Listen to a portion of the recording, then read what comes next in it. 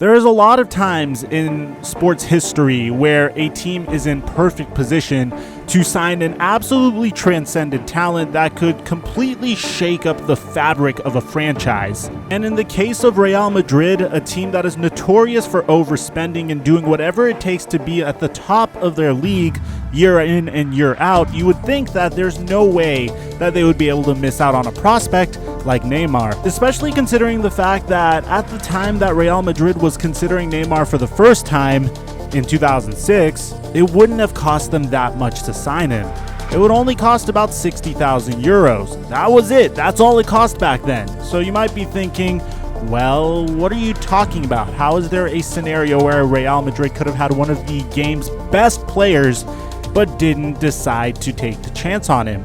Well, back in 2006, for a measly 60,000 euros, Real Madrid could have signed one of the game's best players. A player that, in my opinion, is currently top 5, who has an incredible amount of flair and skill, but unfortunately, it may have not been so evident that early on. What's going on, you guys? Flight FC back with our second video on this brand new channel. Guys, if you are new to my channel and you haven't subscribed yet, please take a moment to subscribe, leave a like, and turn on notifications. This is a brand new channel, and as soon as we get to 20,000 subscribers, we'll be uploading content on a weekly basis. So if you're a fan of the game of football, or if you are an American like I am, or an Irishman, soccer, you are familiar with this man in front of you. His name is Neymar. He is one of the top 5 players in the league today without a doubt, and he's one of the highest paid players in the league today.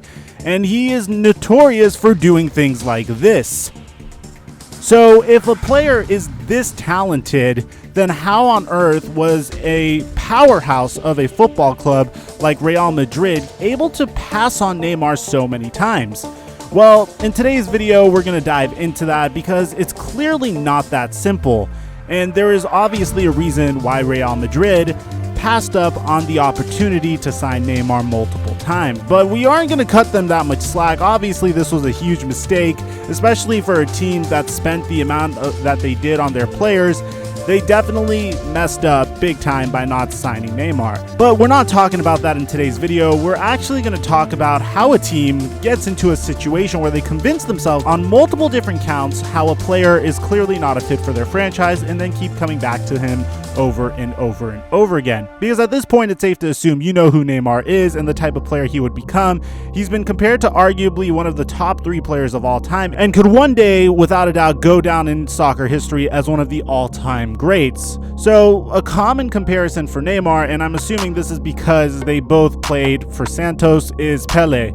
And just like his idol Pelé, he started out in the youth ranks of Santos and quickly rose and started playing with the senior squad by the time he was 17 years old. Now, this isn't an easy feat. I know what you might be thinking. Okay, he played for a low-key team before he got noticed. It's not as easy as you think to carry Santos the way Neymar and Pelé did. Neymar would score over 100 goals in his career with Santos, and all this was accomplished by the time he was 21 years of age. And obviously, you could see that Neymar wasn't really that happy about leaving Santos, as it was a very emotional time for him. He scored a ridiculous amount of goals for that span of time. From 2009 to 2013, Neymar scored 107 goals for Santos. And the rest is pretty much history. We all know that he would end up in Barcelona and slowly surprise all of us as he decided to leave Barcelona and sign on to PSG. But this still doesn't explain how Real Madrid fits into the story and how their league rivals Barcelona managed to buy Neymar out of Santos before they could.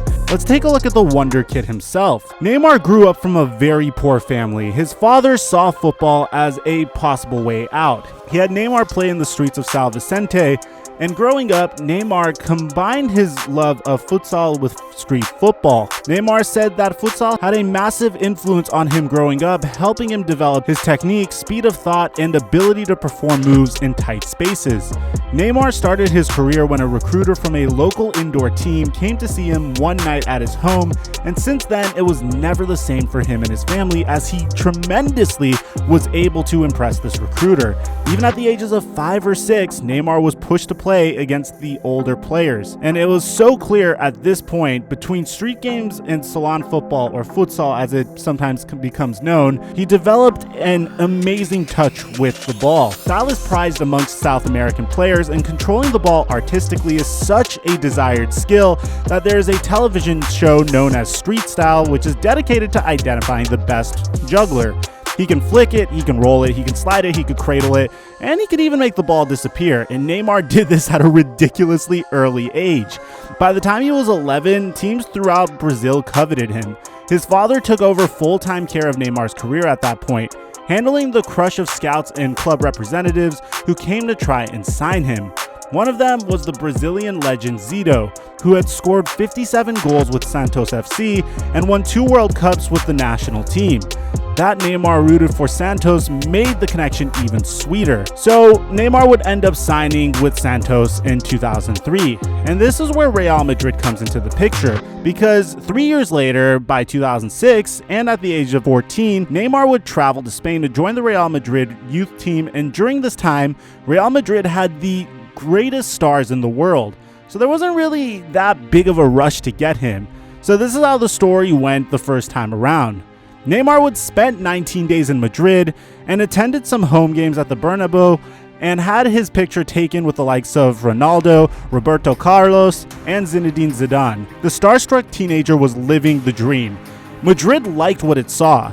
Neymar netted 27 goals for the youth team in his short trial, impressing fellow players and coaches alike. Real was keen to tie up a deal as soon as possible, which, for the most part, you could agree that so far the story is going according to plan. So what messed it up? Because Neymar impressed his coaches, but not enough to persuade the club to the 60 million euro asking price set by his agent, Wagner Ribeiro, especially in a moment of off-pitch turmoil as Florentino Perez had just stepped down as president the first time around. So by 2009, Neymar was able to start his game on the senior side with Santos, and at 17 years of age, he entered the game against Oeste. By only playing 30 minutes, it was clear that he was destined for greatness. Everyone who watched that game saw what would become his trademark of confidence. Pelé made the bold prediction that Neymar would easily eclipse his achievements. Interestingly enough, Neymar was younger than the likes of Garrincha, Romario, Rivaldo, Ronaldinho, and Robinho when they made their respective debuts, so it drew a lot of attention. At the time, it was said that the 18-year-old is a magnificent prospect. He is sleek and skillful, able to beat the defender on either side, capable of combining well, and full of tricks that he can put into productive use and around the penalty area. It was now clear that Neymar was becoming a hot commodity. But before we get more into this, we have to understand who Real Madrid was before 2006. During this time, the president of Real Madrid, Florentino Perez, wasn't too concerned with developing talent. Instead, he decided to buy it. And he bought a lot of the best players money can buy. And it wasn't cheap. They bought the biggest names of this era. From 2000 to 2003 alone, the club president spent a whopping 216 million euros on 4 players. But to be fair, they were worth it at the time. And of course, to spend this much meant the club needed the results to justify the spending fast and now. Looking at it this way, you can either buy your way into success or you can develop it, and in this case, Perez decided the latter. And you can take a look at some of the players that he decided to sign during this time, including famous players such as Zinedine Zidane, David Beckham, Ronaldo, Robinho, Sergio Ramos, and so on and so forth. At first, the results were fantastic. They would win over and over and over again, and they would put on a very fascinating product onto the pitch. But overall, this strategy didn't work. Perez was sacked in 2006, and we wouldn't hear much between Neymar and Real Madrid until 2011. Now, if you fast forward to 2011, Real Madrid is now back with the same president, Florentino Perez, and this ushered in the second Galactico era with big signings. This time around, they would bring in players like Karim Benzema, Xabi Alonso, Angel Di Maria, Gareth Bale, Toni Kroos. James Rodriguez was signed after a phenomenal World Cup showing. Pepe, Marcelo, Mesut Ozil. More or less, what you can understand is Real Madrid begins spending a lot. So it seems like Real Madrid didn't really learn their lesson from their past mistakes and would continue to buy players left and right. But during this time, Neymar would be coming through the ranks at Santos, and Madrid's representatives remained in regular contact with his family and Ribeiro. That's great. Everything sounds like it's going according to plan. But where does this go wrong? Well, this is where it gets good. In June of 2011, Marca reported that personal terms had been agreed with the family, though not with Santos.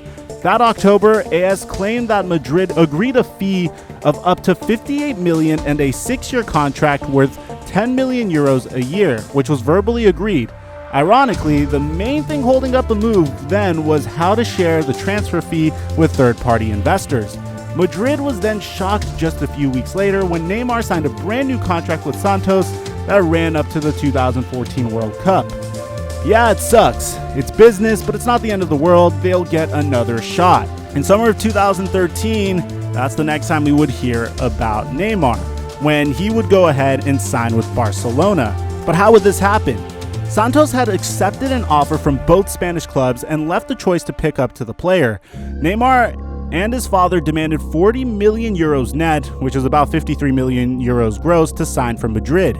Added to everything else, that gave a total cost of 105 million euros net, which is a lot. But Barcelona were soon in pole position to sign the increasingly high-profile teenager thanks to an unusual and secret advance of 10 million euros, which had been agreed upon with Neymar Sr.